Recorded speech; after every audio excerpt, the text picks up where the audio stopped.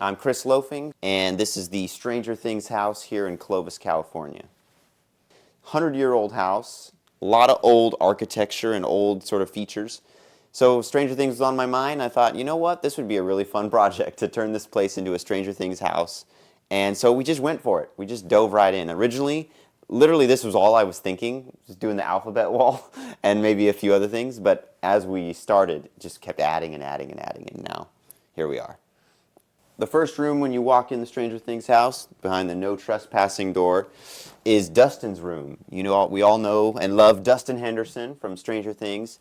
So this is his room with the triple bunk bed. Very nostalgic, I think, for a lot of people. Remember sleeping in bunk beds with their siblings back in the day. People love this. They just feel like a kid again when they get to be in a bunk bed like this. Of course, right here we have Dustin's little pet pollywog, Dart. Pretty cool too. This is actually one of my favorite Easter eggs. This is Dustin's diary. It's pretty cool. If you take the time to read through this, it's the entire show, seasons 1 through 4, from Dustin's perspective. It is very detailed. Look at all these cool drawings that look like a kid made them. There's season 2, you know, like it just goes through the whole show, literally the whole thing. See? From his perspective. It's pretty cool. Just a bunch of classic movies. I tried to find movies that I thought were inspirations for Stranger Things, like the show. Movies like The Goonies, Raiders of the Lost Ark, a lot of Spielberg stuff, Back to the Future, of course.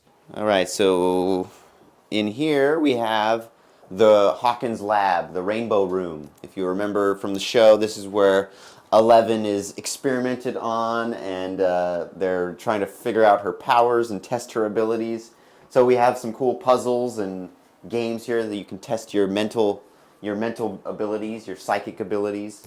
This is probably one of my favorites. This is a mural of the Mind Flayer from season 2.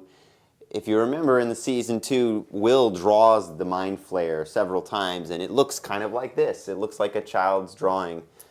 We decided to just fill this wall with something, and we really like how the person who helped us with the wallpaper made it seem as though it's kind of bursting out of the wall, or that it's behind the wall, almost like a gate to the other world. So this is the 80s room, or the Starcourt Mall room. This is probably my favorite room in the house. I really love this room. I love it because there's so much color. There's a lot of things to do. There's games to play. We can play Pac-Man and Dig Dug and Galaga and a lot of cool old games here on the arcade. But it's just a fun room. You can really listen to tapes here, like Metallica, you know, like you can do a little Master of Puppets and just pop it in and go to town. I don't know what song it's on. Sweet, there you go. Now we're getting to the creepy stuff. We're about to enter into the other side, through the portal, into the upside down. Okay, I'll lead the way here. All right, here we go. This actually isn't pictured on the Airbnb listing, so people who pass through the gate are like, oh, dang, I wasn't expecting to see Vecna here.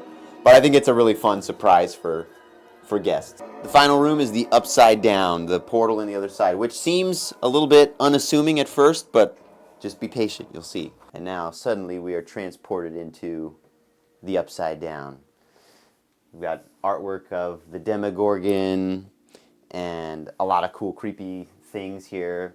And you can just watch movies, Stranger Things, right here on the smart TV in the upside down. So this is a really fun experience for guests. I've watched stuff in here, and it's pretty cool. It just feels fun and different.